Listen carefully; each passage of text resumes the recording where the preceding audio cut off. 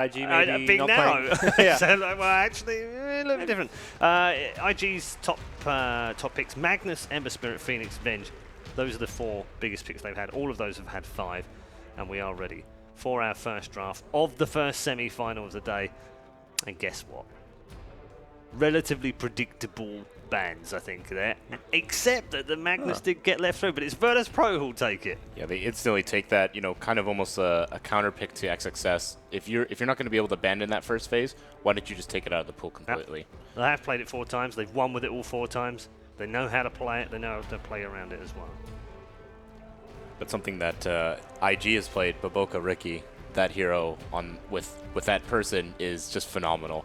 I think he's probably one of the best, if not the best Ricky players, as well as the best Monkey King players. So unless you're focusing him on that first phase ban, you know, something is going to get through for Baboka. And that's one of the most scary things, is that you want to try and narrow that down to a certain pick. Specifically about Baboka's Ricky, I think what makes him so good as a player is his prediction skills. I don't think I've seen as many enemy initiators jump into a cloud that plays like 0.1 of a second before they jump in. He's just so good at that. We see it when he plays against a Monkey King with his Earth Spirit. We see it like with how he ults on all his heroes. It's just very good play from him. Yeah, this Spirit Breaker was first busted out, I think, by Secret. I think brought this one out as a kind of semi-counter to it.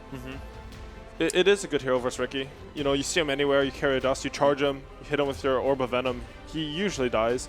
The one thing I'm a bit scared about with the Spirit Breaker pick is it is very hard to run into Omni-Knight. And Spirit Breaker, by his nature, he has to run in. He's probably the epitome of running in, right? He legitimately charges into the fight, and he tries to go into the middle of them. So I think what we'll see from VP is that they have one hero that sort of bait the Spirit Breaker already into Magnus, but they need heroes to follow up and make sure that this Spirit Breaker doesn't charge into Omni-Knight and do nothing.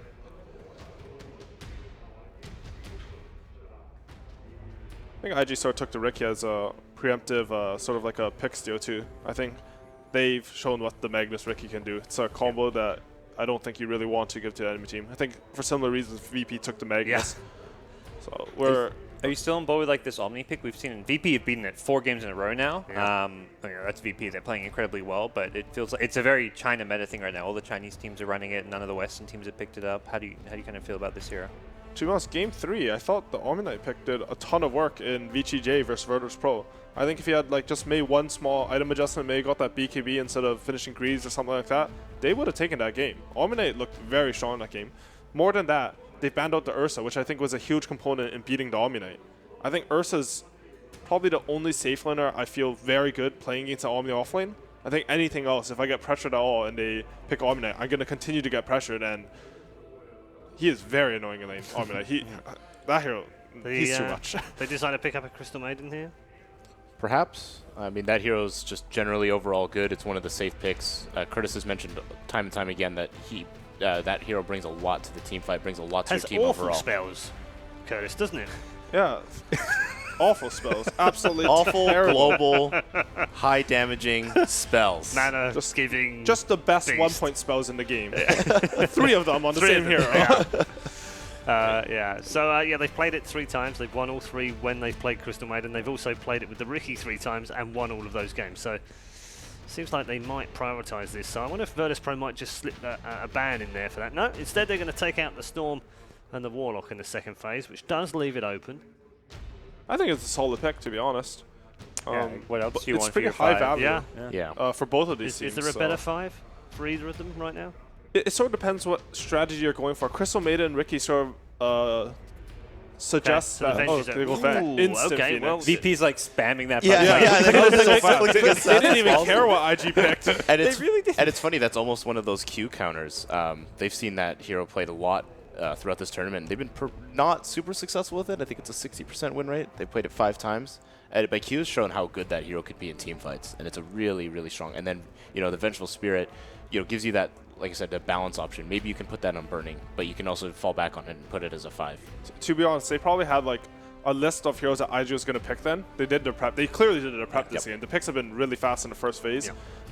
They said, like, if they're going to Venge, we're going to Phoenix, because what you have with a Venge lineup is you have heroes that utilize his aura, which gives you a lot more damage, but not so much attack. Okay, that was a fast pick as well. I really would be on board with that, but I think with how fast they're picking, I don't think they just don't give a shit right now. I'm with Gods. It's honestly mind games. Yeah. No, it is. It's a bit BM, but it's also in their face in the sense that they say, we don't care what you pick. I don't know if we've already decided what we're picking. I don't look at it as BM. I think it looks at the confidence that Virtus.pro has coming into this matchup. I think you can look at it they both ways. Used 0 of their reserve time. I don't know if they use their regular time. They have like 2 minutes 10 left. Do you guys remember the black box ban strap by Ice Ice Ice on Zenith? This is the opposite of that. Yeah. They're both mind games. And to be honest, if you're this confident in your strategy... Gone. We're already on the last pick. Oh, this draft just and it's a Venomancer. Of course it is. Of course it's a Veno. I believe that's a no-one Venomancer? Yeah, it's a mid-Veno. Yeah, I think and they've played it before as well here. He's going to go 4-4-0. You cannot repel off the Venomancer spells, even if it'll block the damage from it. So he's a pretty good counter pick to the heroes of IG. I feel like if any of like Ricky or Venge or Ember get hit by his OT and Gale, they're just gonna die in this game. I mean, we talked about Virtus.pro coming into this with a plan, and clearly they have. These are not common picks that we've seen in this quote-unquote meta throughout this tournament. Honestly, I don't know who's going to deal with Veno wards. It's such a good Veno pick. IG have to pick someone who can deal with these Veno wards. And it's hard because the heroes that traditionally deal with Veno wards are like your Lycan, maybe some long-range hero, but those heroes are a bit hard to play against a Spirit Breaker and Magnus. You might just get skewered in. You might get Chronosphere. Do you think maybe you go for the tree here? Actually, I don't even know. It's such a weird matchup to me. Morphling. Morphling instead.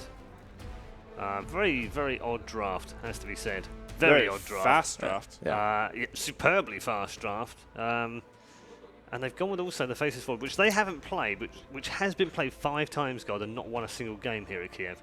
Has it been played with Magnus still?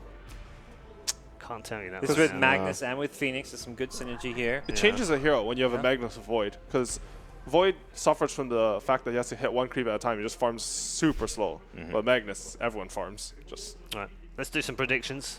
Gods, we'll start with you. As ever in the cursed chair. Burning Morphling, I think it's a good pick. It can survive the damage in the Chrono, the RP, can morph strength. I think he's going to be hopefully freed up to do a lot here, so I'm going to go with IG in game 1.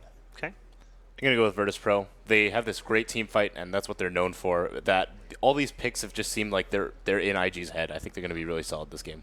Mind games ahoy. Curtis, where you going? I'm going with VP as well. I think the Venomancer is uncontested in this game. I think they won't be able to deal with the ward pressure. And I think Void is a pretty good hero versus Morphling. If you can get to that Manta Diffusal, oftentimes you can burn all his mana before you can replicate out. They do it to Venge, but I still think VP's draft is very strong. Okay, 2 for Virtus.pro, 1 for IG. And we are headed into our first semi-final. Game 1 of the opening series of the day. Our commentary team's ready. The Kiev supporters are ready. Are they able to cheer Virtus.pro on to victory? Let's go and find out in Game 1. Winning DAC put no doubt in many people's minds that IG would be going into this tournament as one of the favorites, but it seems that home team Virtus.pro have nothing but confidence as they go into the draft with game number 1. They just put IG on the clock with back-to-back picks. Sin, what do you make of it? It's a very unique draft for sure. Yeah, they picked super fast. I think we've reached this point where Virtus.pro kind of know what IG are doing. IG's last couple of games have shown a certain pattern, especially when they've got this kind of opening with the Ricky and the Omni Knight. So they were probably just expecting that Ember pick, and they just snap pick the Void. They've already talked about it. If they pick Ember, we pick Void. If they go for this, they might not have expected that this Morphling would be the ultimate last pick for IG, but regardless, the Venomancer was a plan that they wanted to run. This hero in mid, I think, is actually very strong in a lot of games, and obviously a great tower pusher early on, just spamming out those plague wards and forcing enemies to stay in position, so else they lose their buildings. And if VP can set up their AoE team fight, they have a lot of damage, let's put it that way, and a lot of control. So. They definitely have some combinations there, but it's not like IG is going to be unfamiliar with the Venomancer, right? The Chinese team were running quite a lot of Veno mid leading into DAC, so at least they'll have that experience. And it does seem like, we were kind of talking about it before, we both felt like IG was coming into this one, they just looked a little bit cleaner, let's say, but we did also say they've kind of shown 2 like very distinct strategies that they're super good with, and feels like many of the teams are going to be coming in pretty confident, pretty well prepared to deal with that. Looking at VP's lineup, do you agree with what they've got here? Do you think that, for example, the Faceless Void counterpick to the Ember Spirit, do you think that is the appropriate response? I think it's pretty good overall. I do see a couple of issues though. As far as teamfight goes, VP obviously looking great, but their lineup isn't particularly good at skirmishing. Yep. They don't have the greatest tools against Ricky apart from the Spirit Breaker, which is of course really, really great early on. And in addition to that, they don't actually have any counters to Morphling. I don't consider Void a real counter actually. XXS is going to be dove underneath the tower. No, VP going to back away from that one. Didn't have the time walk up anymore. Who was it IG played against yesterday where they ran this 5th pick Morphling as well and eventually just got out of hand? I think that was against Team Liquid. Wasn't that the matchup they had? I believe so. Where they also had Morphling as the last pick of the entire draft or of their team, and eventually Burning just took over the game. It's kind of their VP need to replacement be wary of, right? In a way, yes, but the hero is just... In some games, I think Morphling is just in that territory where you feel like, okay, we have 0 counters. If this goes late, we will have a really big problem. Spectre always feels like there's more of a solution most of the time built in that you can either, take some good mid-game team fights so that you can itemize correctly. Morphling can definitely be itemized against, but when you look at VP's lineup, they would have rather faced the Spectre. I'll guarantee that. Yeah, for sure. VP, so far it looks like the laning phase is actually going pretty well for OP here in the mid lane. He's picking up a lot of CS. And, well, looks like I cursed him there, misses out on the range creep. But for most part, he seems to be winning the CS battle with the Venomancer. Of course, this gets harder, right? Level 4, level 5, Venom starts taking over a bit, right? Yeah, I'm very curious to see this matchup play out, actually. I don't think I've seen it too much. Honestly, don't feel like Ember should be doing this well either early on.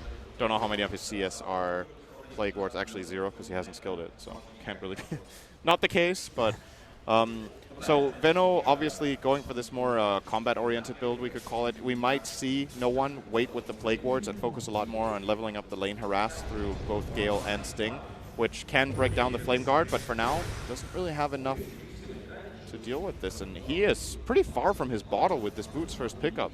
He might have to go Shrine soon. Oh, but they do have a setup on OP. Lil's going to start body blocking him with an invis. OP know what's up, but he is going to be dove here. Does manage to get the chains out onto no one. Underneath the tower, though, Soul comes in for the dive, and they do manage to pick up that first blood. Bulbaka, he's here to provide some assistance, but it doesn't look like he's going to be able to get a return kill. Very nice play there from Lil. Good job identifying that this is a possible kill. Good job on the body block. Good job on rolling an Invis rune. Very nice. Well done, Lil. Well done. You said like VP skirmishing power, right? They've got big team fights and long cooldown abilities, but skirmishing not really the greatest. This is where we need our Spirit Breaker to be able to kind of set the tempo for the early game, and Solo has definitely done that so far with a kick in the Omni Knight out of lane was a nice touch, and then being able to get that first blood in the mid lane. We'll see what else he can accomplish in the next 10 minutes, though, because I feel like there's a decent amount of burden on his back. There is. He got a very fast level 3, though, so Spirit Breaker is the kind of hero who can snowball pretty hard in the support role. If you get a fast level 6, suddenly a lot of kills that were previously unavailable on the map become not too difficult to execute. But once again, he doesn't have the best pairings, right? Like, so you say, oh, no one's in trouble. He missed out on that slow. They're going to be able to get the smoke screen over the top of him. Very easy kill. Lil's going to be far too late to be able to provide the heal. In fact, he's got to stop that one. Vengeful Spirit threatening a response there. Q could have dove into the tower and potentially gone for the magic missile stun, so forced to back away there. And honestly, they can rotate as much as they want on the side of IG. It's not like Morphling is going to be too afraid of a Magnus 1v1. Oh, not when you have a head start like this. Should be perfectly fine. XXS, yeah, well. Time walk it off, Ramses. The Bash Brothers, not enough luck. XXS is either going to have a fantastic lane or he's going to get real unlucky and die sometime soon. Looks like Pasha might feel more comfortable doing a little bit jungling here, but Bulbaka snacked the bounty rune away from him, so no jungling for Magnus. Pasha does see it getting picked up now, though, so he at least gets information. If the rune is gone, you don't know when Ricky took it. It's 5 minutes in, so he could have been there earlier. At least now they know for a little bit. They can predict Ricky's movements, perhaps. But all in all, this early game, I would say accomplishing what IG wants. If you're VP, you're kind of okay as well with this. I'm pretty sure they would have liked a better outcome in mid lane, but the side lanes are going as expected. And what it's going to come down to in this game for VP is whether they can force IG into a position where they group up and they can land this RP or Chronosphere.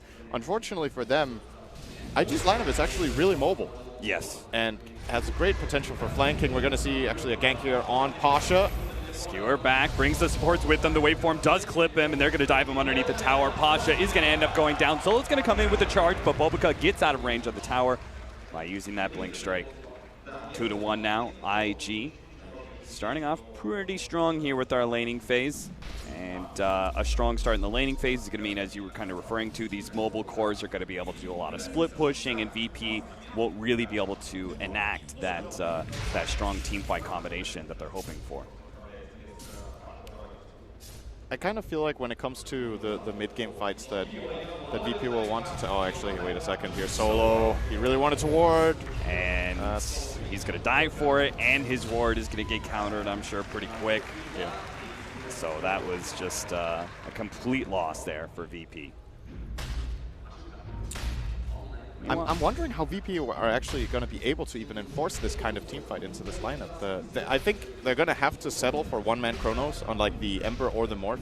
Yeah. Or the Omni. I think Omni could be a nice kill as well. But the problem is there's a Vengeful Spirit against their Void. The Nether Swap can be an absolutely crucial ability in this game. It's also good against the RP, obviously. Yeah, same Morphling, they try and go for the Morphling. Yeah. Maybe he pops the Morph Strength, right? He's like, he's going good. They're trying to lay into him, can't quite finish him off. There goes the swap. And it feels like this Morphling is just always going to have so much survivability against this whole entire lineup from VP that VP need to get ahead now, right? Ooh, maybe Solo, this could charge. be big. This could be really big. He's going to go for the TP out. Oh, one shot by Solo. That was a huge kill. Solo picking that one up. He's blocked. No pun intended. He is going to be blocked out here and doesn't have the tankos to be able to eat his way out. He is currently silenced, but that is going to wear out. He can hopefully charge his way out of here, but the nuke damage is going to come in too quick from IG. I like that TP rotation from Burning. They really did need that extra bit of burst damage. That area he got killed in is kind of the Dota equivalent of a dark alley. He even got backstabbed, so very fitting. Oh, top lane, Omni. There's the Solo Chrono. And the charge is going to be coming in just as the Chrono fades. Perfect Solo, timing. how'd you time that? Well played by Virtus Pro, putting a stopper in XXS's farm because he's been faring pretty well. They've been trying to shut him down in the laning phase as much as possible, but it's real tough to keep an Omni fully down. Two-man smoke up immediately. These supports going to try and keep up the tempo that they're kind of setting right now.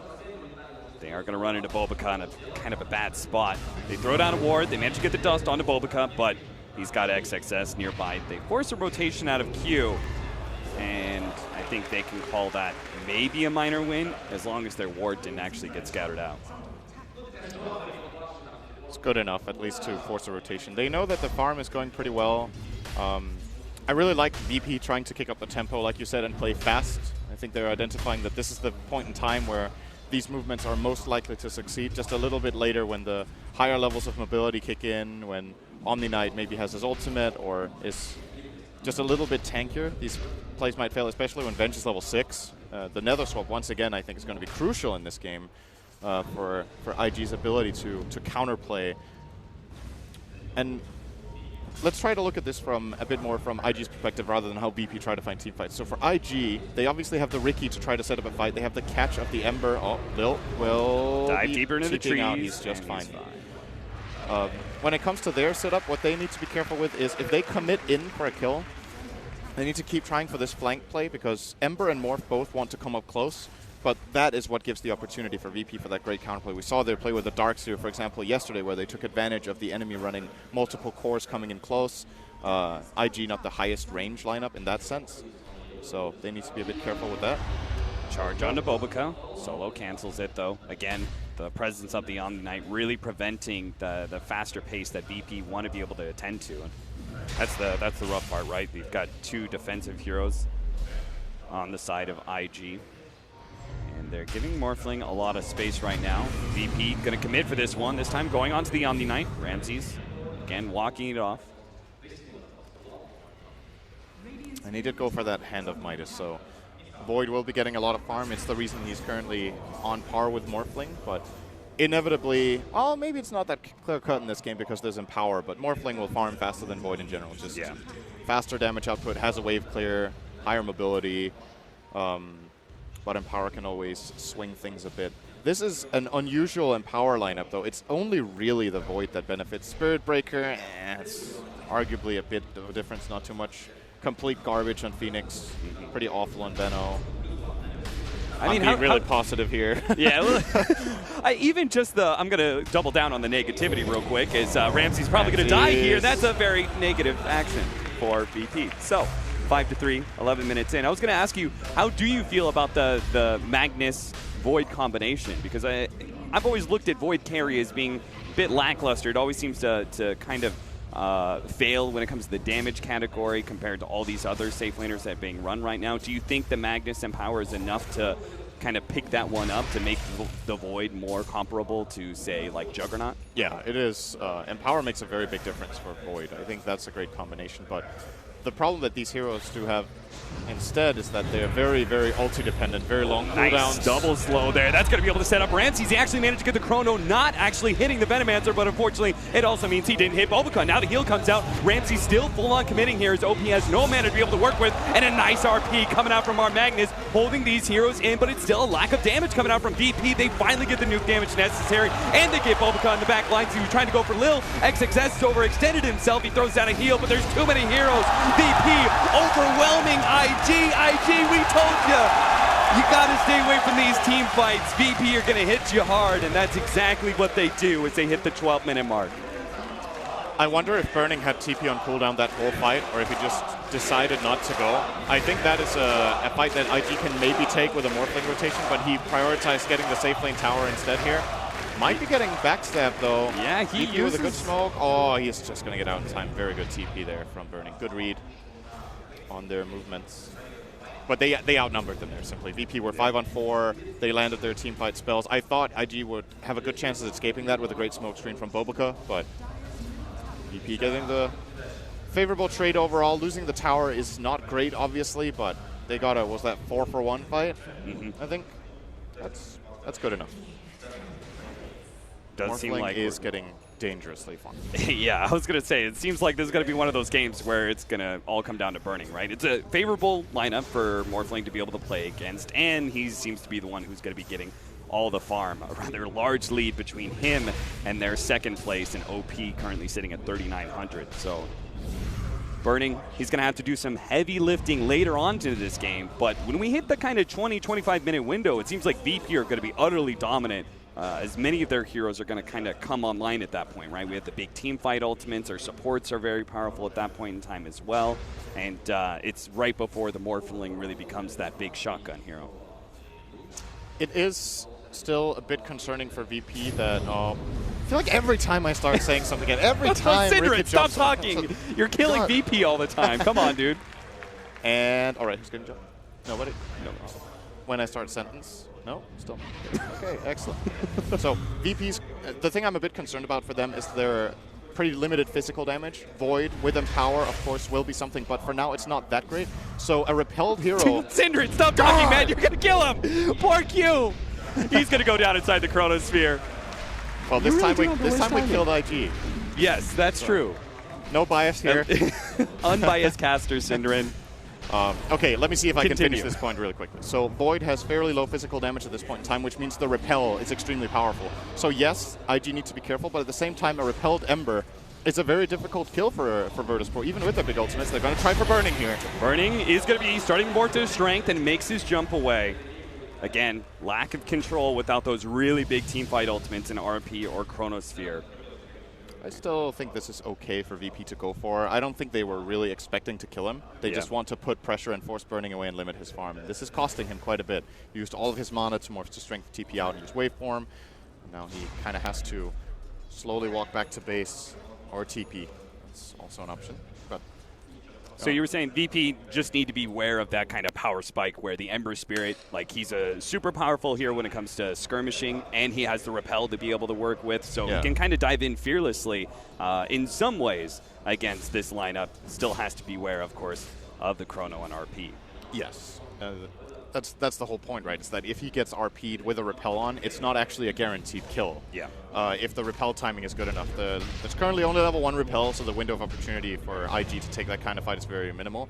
But when it reaches level 4, and maybe Ember gets a blink dagger, he can actually go in. And they repel him, he jumps in, he starts the fight. VP have to respond with big ultimates because they don't really have anything else for it. A little bit of heal is going to be just enough. Bobica, he sees him for a moment, but now it's going to be far too late. Solo's healed up enough, and Bobica realizes it. He's just going to TP away.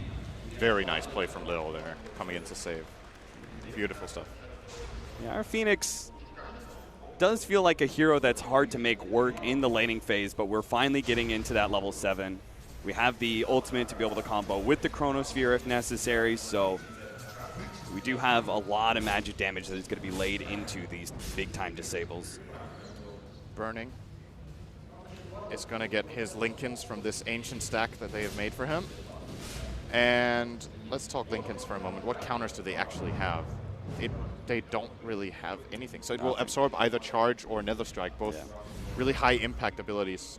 It's going to allow Burning to split push a lot safer, since if they actually can't proc his Lincolns, they can't get that jump with the charge at all because it will be telegraphed, right? The Lincolns will just proc and he will know that Spirit Breaker was trying for it.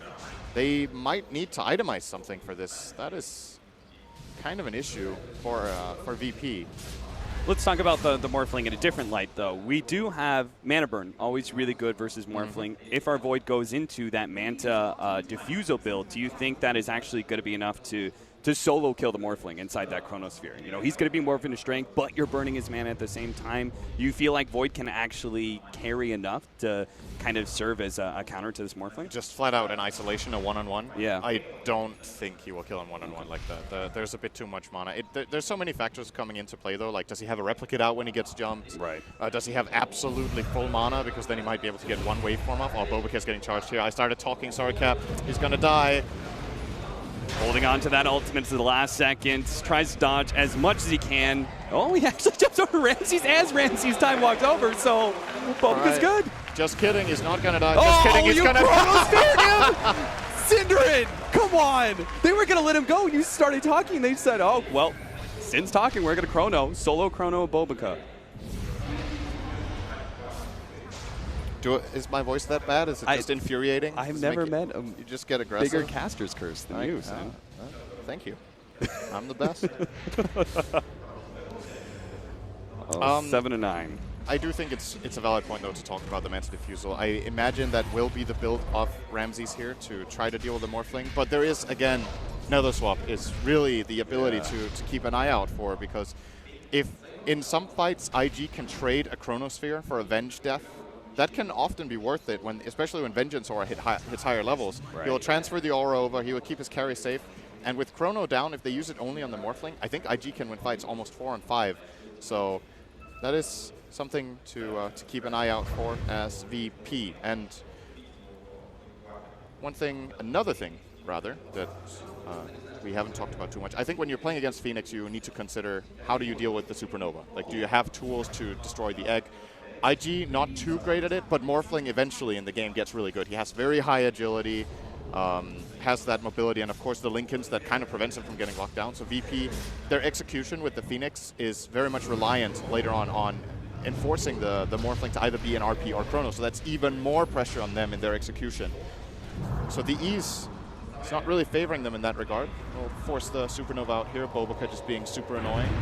Oh, no, sorry, not Bobica. That was actually all OP. OP, yeah. They had a haste rune in his bottle, and they smoked up, and we're looking to be able to force something, again, kind of hitting that timing you were talking about where Ember Spirit's quite strong. They have the repel to work with him, but VP did manage to definitely dodge that entire smoke setup, and now they're going for a smoke of their own, rotating into the bottom lane as it's being pushed out by our Void. No one really showing, so VP are going to head deeper into the jungle, but IG are grouping up towards the Roshan pit area.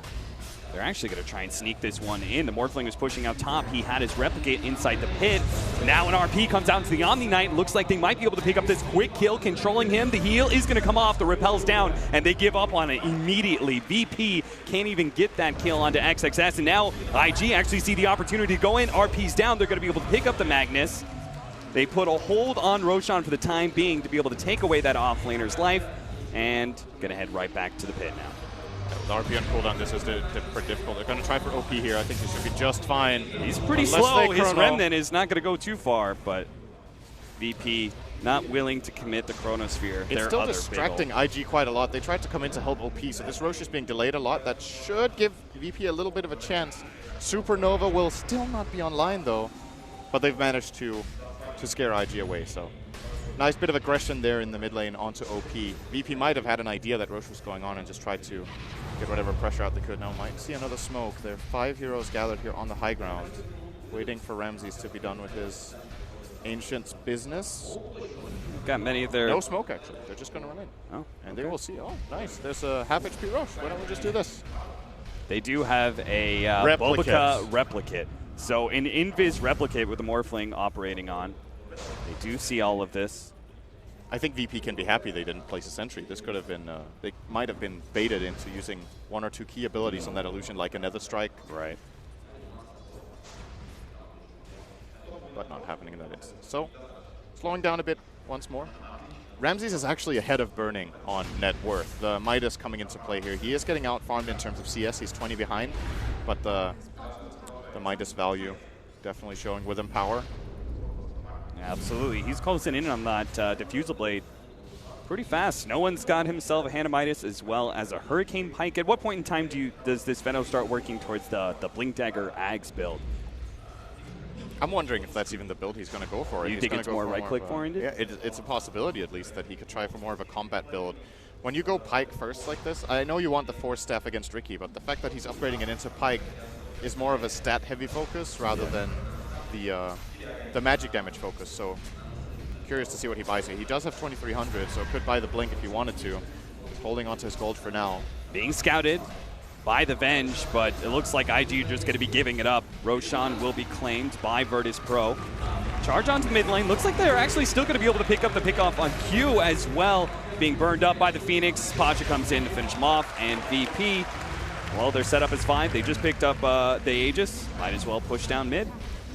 Using the strength of their 5-man lineup. I think IG know Roche is going on, but don't feel confident to fight in that space. It's a lot harder for them to set up a flank play around that pit area, and they do show respect to the superior team fight of VP's lineup. Also, the Morphling was that close to E-Blade. Maybe, you know, you can give them the first Aegis, try to slow it down a little bit still, and then play around this Ethereal Blade. There will be some great kills. Cast range is prioritized for Veno. You're completely right. We've got a Maelstrom for the Venomancer, so he's going to turn into a right-clicker, and why not, Makes him right? power better. Yeah, you've got all these good holding abilities in the Chronosphere and the RP. Might as well make the most of it with your Venomancer and turn him into more than just an R button. Roboca's sitting on no one right now. Eyes on him. He might actually go for him together with OP if they're feeling lucky here. That could be a kill. Q is joining as well, but they feel like there's backup from VP. No one is actually completely alone, and this would be a kill if they were to go. I am very much surprised that Yeah, VP are just leaving him out there. Hurricane Pike being used. No one is going to pop that ultimate out. Looks like he's going to take out from the urn. And the charge across the map is coming in from Solo. Is going to be able to hit Q before the magic missile can come out, which means Nether Strike going to follow it up. And we'll have a 1-for-1 trade-off, but it looks like, oh, Solo, that's a lot of damage already from Burning. Burning's not going to commit, though. A little bit too afraid of reinforcements from the side of VP. Obviously, still a big win, though, for IG, being able to take out a core of VP and force out that ultimate. He saw the rotation of Void on the ward Burning, else he might have committed for that Spirit Breaker kill. But as you said, a 1-for-1. Man, XXS on Omni Knight is like, you know, if you go back just a month, you would feel like, what is happening with Omni Knight right now? It's actually kind of being played like Spectre. You're just farming. Oh, well, the Midas Spectre wouldn't go for, but you're kind of like, oh, I'm just going to farm a little bit. Then I'm going to go to this other lane and farm. Maybe Spectre isn't the best comparison. Maybe actually the Morphling is a better comparison. You go and split push one wave. Oh, now I'm done with that. I'm going to go to this other wave or just stand in this lane, be annoying until they try to gank me, and then they can't, and then I go away. It's like I always compared it to, we created this build for the Abaddon, right, where we had Midas and Radiance, and then people are like, well, what if I can play other heroes this way, you know? What if I could make every hero Alchemist? Yeah. All of a sudden, running puck off lane, Radiant. Bobica gets burned out here. No one. Oh, that's almost enough to finish him off again. Burning, not really committing. He's just always poking. He is making sure that he never gets caught here. Bobica going to stop that nether strike coming out from Solo. They still have him in range of the sentry, though, slowed down by the Purge. Ramses commits one of those charges to make sure they get that kill. VP, I'm kind of surprised they picked up that Aegis, and I thought, okay, we're going to be like 5-manning down tier 2s and stuff, but they've actually been playing this a lot more on their side of the map. Very farmy. It seems like VP are actually content to kind of push this 35, 40, who knows how late. The wave push of IG is a problem. It's a bit difficult for VP to go down a lane and just feel like, okay, we can just take this tower at no cost. There's a Morphling, there's an Ember. They will be split pushing your lanes all the time. The Travels, an Ember, and the Morphling with Replicate can set up this type of game that IG want to play where they get to choose what fights they get into. However, the Spirit Breaker of Solo has really been the important factor for VP in that regard. He has set up every single kill for their team. He has 100% kill attendance. He's 3-3-9 right now, so exceptional game from the Spirit Breaker so far, and a hero we haven't really seen too much apart from against Riki. We're showing why here. It is good against Riki early on. VP finally get their side lanes in a place where they feel comfortable pushing down mid. Pasha does have an Invis rune and is kind of scouting some of these heroes, waiting for an opportunity to get that RP skewer back. While Ramses deals with the tier 2. You could see IG, I think they made this read against Liquid very well. They saw like timings and they just said, okay, this is where we're going to avoid fights. And that's why I like the very conservative play of Burning, where he brings these heroes super low, but he just doesn't actually follow it up, because if Burning goes down, right, then VP all of a sudden they feel comfortable just 5-manning into towers, as you were talking about, right? It's the Morphling that really represents a threat on the side lanes in those tier 2s. On the other hand, though, VP finally just managed to set up a push. It is possible for them to get it. They got the side lanes far enough out that they felt like they could go for this tier 2. But as you said, maybe not the highest value ever from an Aegis. They got one tier 2, I think, with it only. So couldn't really guarantee themselves a tier 3 into Shrines, which you would like to do at this stage in the game when you have your Aegis, but sometimes it's just not possible. But Ramses is still getting so damn rich. Like, it's actually crazy. He's still 3,000 gold ahead of the split pushing Morphling. The Empower and Midas once again just doing so much work. And I love this item. He went for the Blink Dagger on Void. I think way too often not picked up. I think in almost any role, Void should get this item at some stage in the game simply because of the way it allows you to take fights. Immediate Supernova from Lil. OP, he's going to commit here, but Ramses is in the neighborhood. IG, again, making that read that they shouldn't stick around near the Supernova in case of the Chronosphere, but it looks like OP may still be caught here. Ramses going to be diving on him. Q's going to be caught as well. Now the skewer back on the XXS is going to be able to get that additional kill. VP, once again, bringing 5 very quick to the battle. Outnumbering Virtus Pro. And with those 3 lives down, are they actually going to go high ground here and see if they can force something? 40 seconds until OP's back up. Bobica's actually trying to get a quick kill onto Lil. Lil turns around for a moment. Just one hit, it's all that's left. He turns around, throws it out. Bobica's trying to get to him. He gets out the Urn, but it's a friendly Urn, so Lil will stay alive. Now Burning is 1-on-5, no chance at all of defending. There will be a buyback from Riki. They'll try to slow down VP and maybe cancel TPs if they can, as Burning is trying to trade at bottom. VP don't seem too phased, though. They're TPing back the Veno only. Smoke screen will now finally help Phoenix defend. as well. Yep, but this is still Rax. Good split from VP, sending the correct resources back to still get the barracks. And they'll probably just let Ramses finish this one off as well. Nope. Showing some respect here to the opponents, backing off. Man, Burning actually dropped kind of low there. Morphing all that strength. The Phoenix burning him away with percentage. He did get the tier 3 bottom, so has opened up Shrines and the split push possibility that if VP try again, next time they need to worry about barracks. And that might change their judgment in the situation a bit. But so far, so good for VP. This time they got the big fight that they've been looking for quite a while. I think what I love that VP has done is they've just continued to farm this whole entire time and just kind of knowing that eventually that opportunity is going to present itself. I think too many other teams would be like, guys, we got to force this, and be too active in looking for kills. VP, they've been playing it kind of slow and safe, and just kind of confident that their lineup is going to work out for them at some point in time. IG will make a mistake. They're not perfect. By the way, the play from Lil there with Phoenix to instant Supernova was really great. A lot of players in this position will try to get the Fire Spirits out, try to, slow the attack speed first before they Nova. But he knows that if he gets the Supernova off, he won't die. Morphling is bottom, and if the other heroes commit for the Supernova, it gives them the perfect chrono. At the same time, it was a great read from IG to not commit on that Supernova.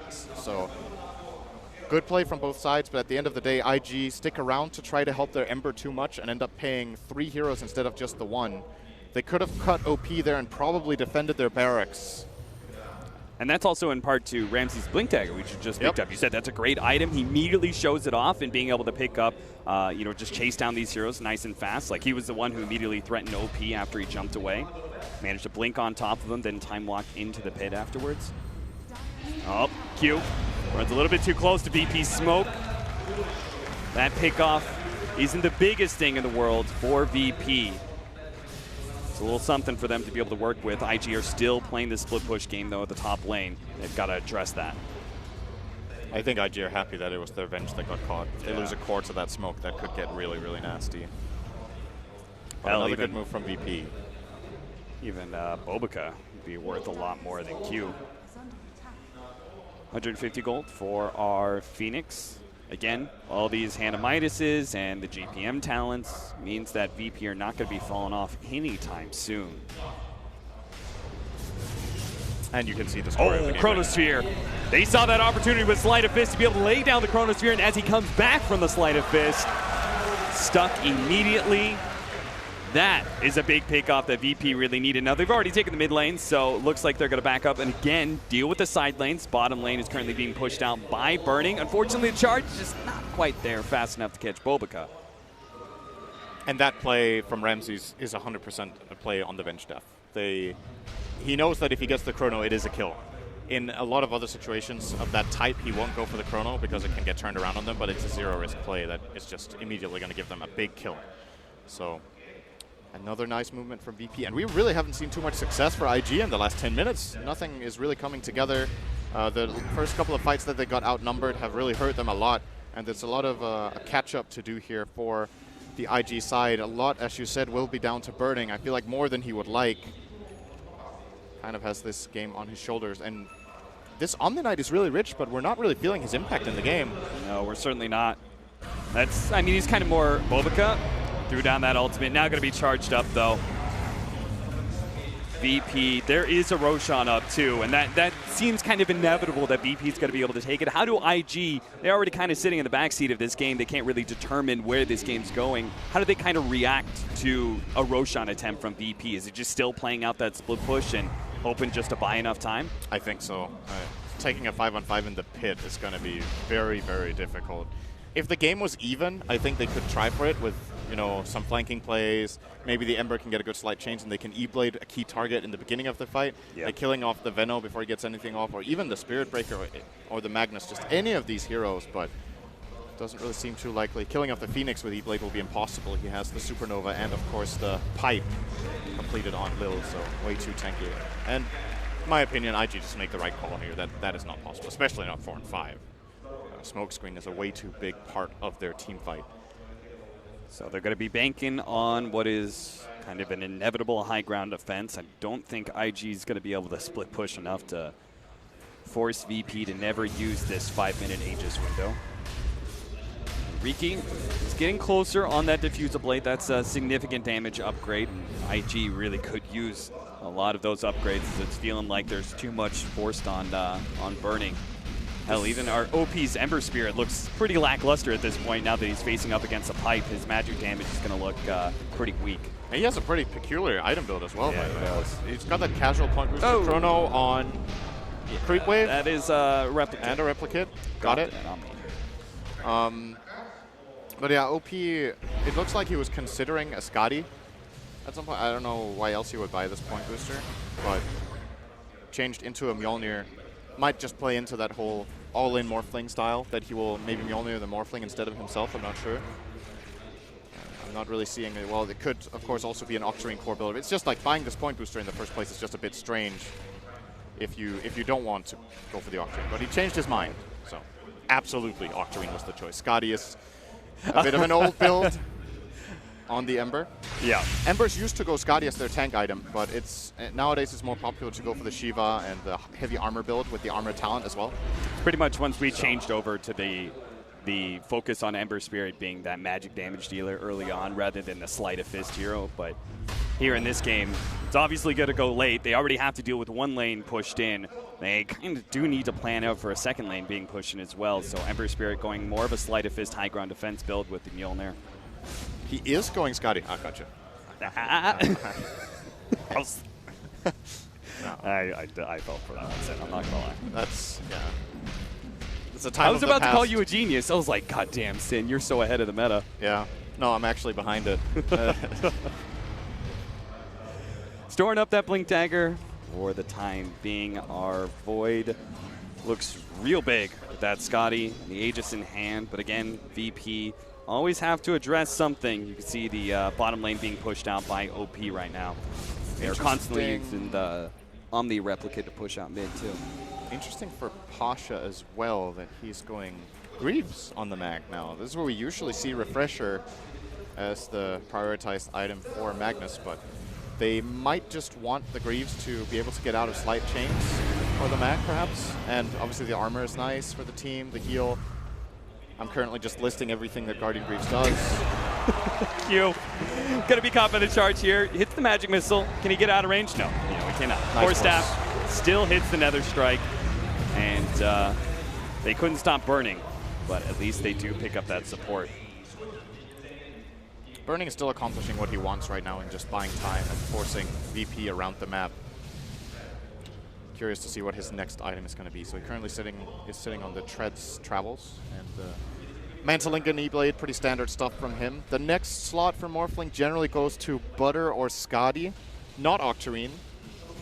That's an Ember build before you suggested Cap. It's his item. OP actually changed his mind again. I'm done. He went Blink now. This is just not your game, Sin. Whatever, man. All right, VP are coming in for a push. They the top lane has a tier 2. So even if that was being split pushed by IG, if the Morphling was threatening, they'd say, go ahead, take that tier 2. We're going to take a second lane of Rax here. So IG, they need to formulate some sort of defense. And they, between the pipe, between the Guardian Greaves, it's not even like we can see a potential fast pickoff. You know, I'm failing to see how this Morphling is going to be able to output enough damage to be able to get that quick kill that forces VP away from the push. But apparently the top lane push was still enough. The tier 2 died. They didn't feel comfortable with that looming threat in the top lane to force bottom, so they back off. Oh, this is a big item, actually. I think this might be the first time we see this tournament, the Omni Knight going for the Scythe of Ice. So now they have a secondary type of lockdown against the Void. I don't think there's any Lotus Orbs on the horizon for the Dire team. Indeed not. The Spirit Breaker going into Vlad's has the Glimmer. Does anyone really want to buy one? Veno is building Lincolns. They're probably just going to drop that on the Void on every push and then letting him hit. In my mind, VP might be showing a bit too much respect there. I actually think this is where you continue the push with Void alone, and if he dies, you have the Aegis, and you try to set up the team fight. It could have gone wrong, but I can't believe I'm saying this about VP, but I feel like they're a bit too conservative in that play. I was going to say the same thing. It seems like the patience that was a virtue in the first 30 minutes of the game, and eventually they found that window.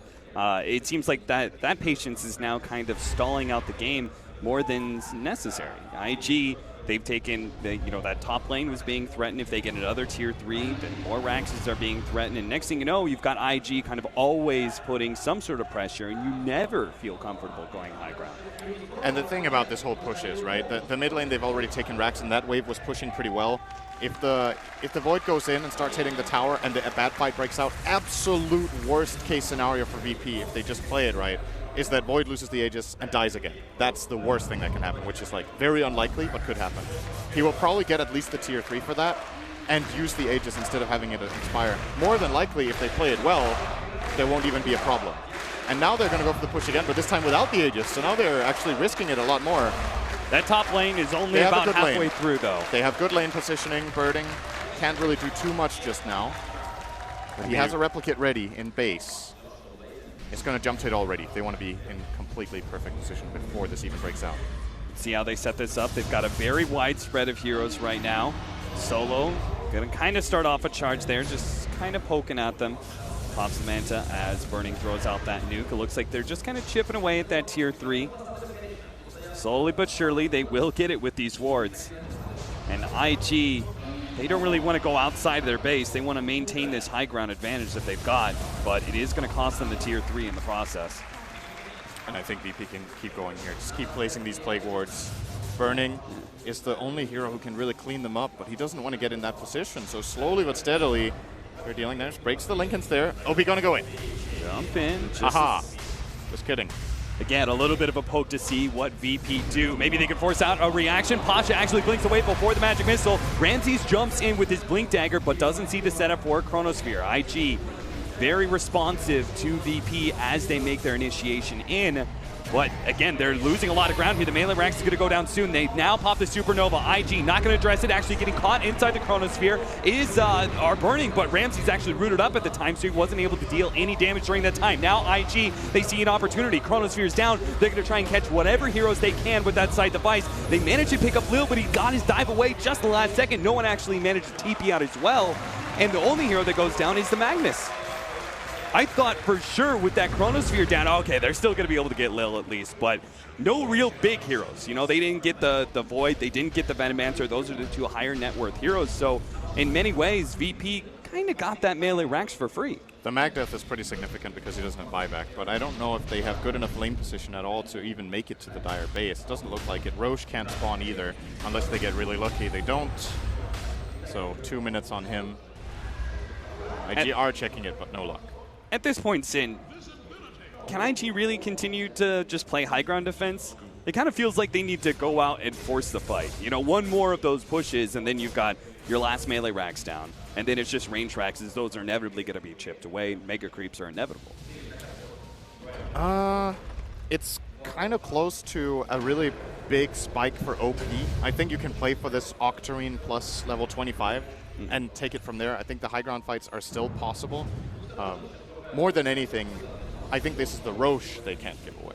I think you have to be set up for this one, get good vision, push out your lanes, take advantage of your still great split push to deal with these other two lanes that you currently are Rexed in to be able to contest there. And, you know, this is definitely not the position IG want to be in. They're still very far behind. I actually think this is the first time I've ever seen a Veno with more net worth than a Morphling in a free farm morph game, more or less. So VP definitely have the tools and a lot of money going their way. So big advantages. And I think the Aegis is the nail in the coffin. Like, you saw this fight from VP. Actually, they did do it without the Aegis that time. Next time with Aegis, it's not going to just be Rex. It's going to be game. So looks like IG have identified that and will be sticking around this Roche area with their Ricky. No, he's actually has backed off entirely. But you can see the pings from Q. He keeps saying, we have to get here. We have to get this control. VP are currently smoked up for it. So 30 seconds left until Roshan's actually up. VP going to kind of check in the pit. Currently, they're trying to push out, see if they can find somebody, some sort of pick. They run into Bobaga, for example. They can get the gem back in their hands that they lost when the Phoenix went down. But a smoke up from IG is actually going to run into Solo here. Bobaca immediately pops his ultimate. He was a little bit afraid for his life. Scythe goes down. Looks like they might be able to blow up Solo here inside. A little bit more damage. No one actually pops the ultimate in the back lines, but it didn't really catch a whole lot. Ramses comes in, looks for the Chronosphere. Q managed to get the stun on him first. There goes the Scythe swap right as Pasha attempts the RP. Holding on to it, though. The two big teamfight ultimates still not being used. They're just going to try and right-click down this support with the Supernova. The two cores of IG, OP and Burning, they're still playing around the edges of the map. And that's why VP were not willing to use those big ultimates just yet. Ramsey's got the kill on Venge, so he's currently carrying the negative Vengeance aura. Will slow him down quite a bit on this Roche attempt. And I don't think IG are going to let them just have this. I would be really surprised if they don't look to contest at all. Well, it's going to go down fast, and they are not making the rotation. Venge being dead might just scare them off because they don't have this chrono counter. Oh, still are making a move toward it. This could get scary for VP. But Burning, he's going to be the last one there. Get it in time, I think. Jump in, Sleight of Fist, but okay, the Age is already picked up, so this fight is going to see a little awkward for IG now. Looks like they're just trying to make an escape here, but with the level 25 picked up by Ramses, he's got that huge time walk. He's going to be able to catch XXS here, burns him out. Big hero. That off-lane hero is supposed to be able to help defend both the Ember Spirit and the Morphling, so VP are going to force it. They're going to force the buyback out of XXS. And he wasted his Guardian Angel on that Diffusal Blade of Ramses, so won't even have that for this fight. Good And to dodge, OP is going to try and jump in, though. Ramses actually gets the two-man Chronosphere. Where's the swap? They're going to throw it down. Help save Burning's life, and it's going to cost Q his own. Burning comes back in. Ramses doesn't really give a damn, though. He stands and fights. But it looks like they forced out that buyback as needed. They still have their Magnus dead, so VP, they kind of got everything they wanted out of that. They are so close to a big Game 1 win here. And the game, honestly, hasn't really felt that close. They've just been making the better moves. IG have been waiting for a moment that never really happened. And it is a drafting thing, you know. IG's lineup, it's hard to play it any different from this, but it's just been very composed and very well planned by VP on almost every single move, so that the costs have been minimal of all of these rotations that IG have been going for to try to set up skirmishes. Just haven't been successful for a very long time. I think, have they got 4 kills in 30 minutes now? I think it's almost nothing, at least. And that's with an E-Blade Morph. You pick this item up to kill heroes, not to farm. This feels very reminiscent to the way that teams started adapting their playstyle against the Alchemists. You know, we used to have this idea that Alchemists, like, okay, this is a timing window. You need to be super aggressive, but we saw the Chinese teams, they slowed things down a lot. They picked up Hanamitises, they picked up scaling cores, and they just kind of sat back. And it feels like the same kind of thing coming out from VP. Yes, it's a Morphling, but they seem to be content to just kind of slowly choke out the map, continue to make sure all of their supports as well, their cores, are getting a significant amount of farm. Ramses jumping forward there. Baited a Mjolnir and Repel. Got him. That's actually pretty significant to bait those two abilities, to be honest. Here we go. Ramses. Now he makes this jump in, the smoke screen, the swap back there. Ramses deeper inside the base. He's going to be able to get the Chronosphere. Catches 3 this time around, all 3 of the cores, and that's going to be Burning going down first. OP as well is going to fall, and he does not have buyback, and neither is XXS. Oh, Ramses right on top of him. They're going to be able to finish him off. Posh from backlines finally gets out the RP. It's on his support, but it doesn't matter. VP, they are overwhelming IG with pure numbers, and IG are going to call it. It felt like this was coming. This VP win, they were choking out IG for so long, making very little mistakes, no real positioning errors. They never let IG find a significant pickoff that turned into more. And IG took an early game win, made it a mid-game and late-game dominance. VP mainly played very well around the few weaknesses their lineup had. Once again, the big weakness, or well, it's not necessarily that big of a weakness, but there's a lot of pressure on Solo to deliver in this game in terms of finding all these picks. I think Solo, for me, might actually be the MVP of the game. I think he solved the one glaring problem that they could have run into, which is if the early game doesn't go well, IG gets a split push and they don't find kills. We won't get into the situation, but Solo had maybe his best performance of the tournament so far on the Spirit Breaker, giving them all of that space they need to execute their mid-game, heavy-centric teamfight lineup. Great strategy as well from him. I would imagine he's just the draft and the in-game shot calling and just planning of when to rosh, how to rosh. Big moments. Great stuff from him. We'll see if our analysts agree then. Yep. Solo, is he the VIP? I guess something like that. Is he the great player that actually won VP this game number 1? MVP? MVP. Unbelievable, those two. Yeah. MVP, VIP, call it what you like. Solo definitely had a great game. We'll talk about MVP a little bit later on, but we are back on the panel to break down a very, very impressive first game from the hometown favourites. Virtus Pro take the lead in this semi-final. Gods, they seem to dictate everything in this game, seem to be able to do things at will, almost. Yeah, IG kind of let them a bit. Like, they went this greedy Radiance farming Omni Knight build, and it felt like whenever Chrono was up, Ramsey was finding opportunities to just throw it, get a solo kill, happily do that, and Baboka did not have a very high-impact game on his Riki. For the first time in a while. Yep. Yeah, and possibly the first time we've seen at this tournament, actually, on that particular hero. Curtis, the guys mentioned Solo, had a big impact on the game, but the whole team just played so well together again. Yeah, all of VP played perfectly. To be honest, I thought this is IG's weakest draft of the tournament by far. I think if you look at IG drafts, they'll definitely they need XXS on a hero who can actually do something. Not a hero that's pressuring the lane. They need him to, these Bat Riders and these Magnuses who can initiate, bring his team into these good fights, turn fights around. And this game, I'm a big non-fan of the Morphling Ember Cores. I think you're just super reliant on magic damage, and as a result, it didn't feel like IG could do anything this game. Yeah, I mean, they did feel pushed back in, didn't they, Conrad? And almost like scared of the Chronosphere as well, just having to wait for it to come on. And then when it did, they wanted to kind of come out and fight, but couldn't really deliver it. Yeah, a combination of that, just Solo being everywhere. You know, he really shut down this Ricky this game, and he was able to get in there and push all these heroes in the fight. We saw a fantastic performance from 9 Pasha. You know, and Lil just getting those beautiful supernovas. I think overall this team played really, really well. Just great zoning, great tempo the entire game. This is a Virtus Pro that's definitely one that we have to be afraid of. Yeah, we have to think back to the draft gods. They were very, very flippant about their picks, insta-picking each time. 2 in a row. Even the last ban was an insta-ban. It almost seemed like they were saying, we don't care what you're going to pick, we know how to beat you.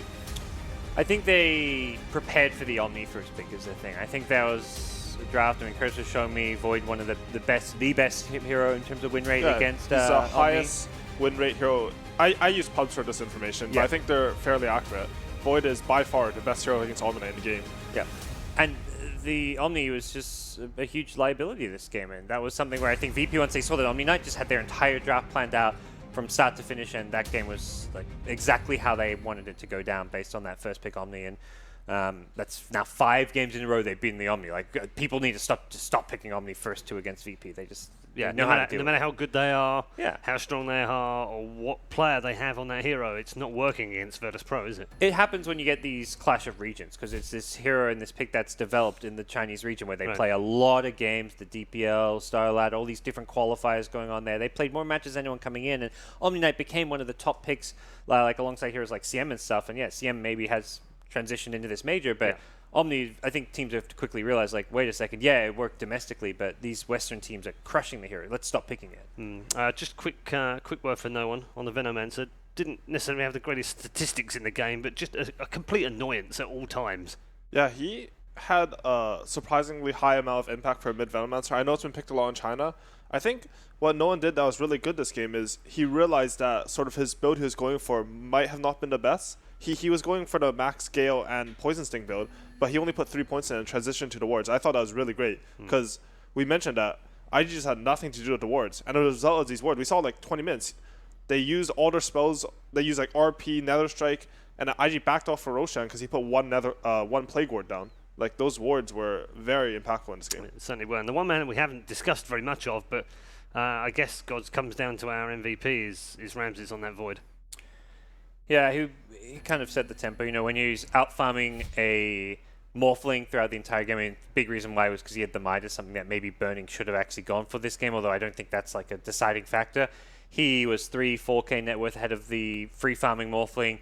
He completely, for me, stole the show with some of his Chronospheres. Like, as good as Solo. I mean, Solo played a perfect Spirit Break game. Can't take anything away from him. He was in 27 of the 28 kills, but Ramses, he played the carry. He really got all the farm and made all the big plays when they were needed. Yeah, 34.2k net worth, some 8k ahead of Burning's Morphling, which is insane. KDA 11.18 on the back of a 772 GPM. It's just absolutely fantastic performance. I mean, 9 Pasha literally empowering that hero to win them the game. You know, I didn't feel like I saw any major RPs this game, but he didn't have to because Ramses was so good with his Chronospheres. Yeah. And in terms of IG's performance, obviously suboptimal from their point of view. Do they do what God says, move away from the Omni Knight? And if they do, where do they go? Yeah, I think for sure. As I mentioned earlier, I think they need to go back to these initiating heroes on XXS. To be honest, this is, in my opinion, I don't know if it's because VP looks so solid, but to me, this is IG's worst performance of the tournament by far. Yeah. And I think it was more indicative of their draft than their players. So I wouldn't be surprised if they come up Game 2 looking strong. Okay, we'll look forward to that draft, of course, as it's coming out for game number 2. Players currently on a well-deserved break. and then headed back to the booth for game number 2. Whilst we wait for that to happen, why don't we check in with our social media? We've once again got a sticky thread on the Reddit area of Dota 2. Your questions will be added. Feel free to add them as you go along, and we'll try and answer as many as we can throughout the day. First one of the day, what are the weaknesses of IG in your opinion, Gods? Saw some of them there, I guess. Yeah, sometimes I think that was the draft, exposed, wasn't it? I mean, their predictability, I think, in terms of what they're going to pick and play because they play so many matches. That's always the downside of playing all these matches. Yeah. I think overall the pros outweigh the negatives of competing in more tournaments, playing more matches. That's a big reason why IG win DAC. But the negatives is that teams go into a match against you and with a full day night to prepare. VP, they've drafted a strat here. They knew exactly what they're going to pick. There was some level of maybe BM or confidence and arrogance with how fast they picked it, but that was because they studied and knew exactly what IG were going to do. They couldn't have done that against a team like Team Random. Like, you're not going to have all your picks prepared for an opponent who is unpredictable with their drafts. IG can be predictable. I agree with what God said, but it's more than just being predictable. I think when you play so many official matches, something that people don't realize is that cuts into your scrim time. When you play these official, like, people say that scrims and officials are different, and they're absolutely correct. In scrims, you can try stuff out, you can learn your strategy. In matches, you have to go for the win, or you feel like you have to, even if you don't. So what happens is that you get locked into a framework. I feel like IG's weakness is when they're forced to break out of their framework, where they don't have access on this initiator, when they don't have like a physical damage deal on burning, a magical damage deal on OP, their game gets awkward. And we can see, like, when they're thrown off by their opponent's draft, they aren't the same team. They're not nearly as strong. And I don't know. They're still a great team, but they're looking a bit shaky versus VP. On top of that, Conrad, Baboka got heavily shut down in that game. It's not like him. He's normally able to play around pretty much anything that's thrown at him. Particularly whether it's the Ricky or the Monkey King, we've seen some fantastic games out of him. When he's not having a good game, that's not a good start either. Yeah, I think Solo, and just drafting that Spirit Breaker for himself really made it a super effective against Baboka. Baboka is one of those people that helps, Invictus Gaming get ahead. I really think shutting him down was a key element into VP's win here. Okay, let's take one more social media question. I'm sure we can fit one more in from the many that you've posted so far. Who do you think will be the first 10K? We've had a couple of we've sort of skirted around the question, but I guess Mid1 currently leading the way. I think maybe Anna actually. Maybe overtook I think him. Anna overtook him yesterday. What Kute's got a happens good when you story. lose a LAN is you play 15 pubs the next day and you lose all of them. Yeah. Like, consistently with every pro player, because you're depressed, and what do you do when you're depressed? You play Dota. Right. Like, as a pro Anna's player. number one. Anna's number Anna's one. number Mid1's one, dropped right. down. Yeah. He's below 9.3, and Wow. Anna is 94.35 as when it was last updated. Okay. So I think it's going to be. I think there's 3 players to look at: Anna, Mid1, or Miracle. Right. The thing Those about are the chasers, aren't they? Yeah, the thing about getting 10K is it's not even about how good you are, because Right. these players are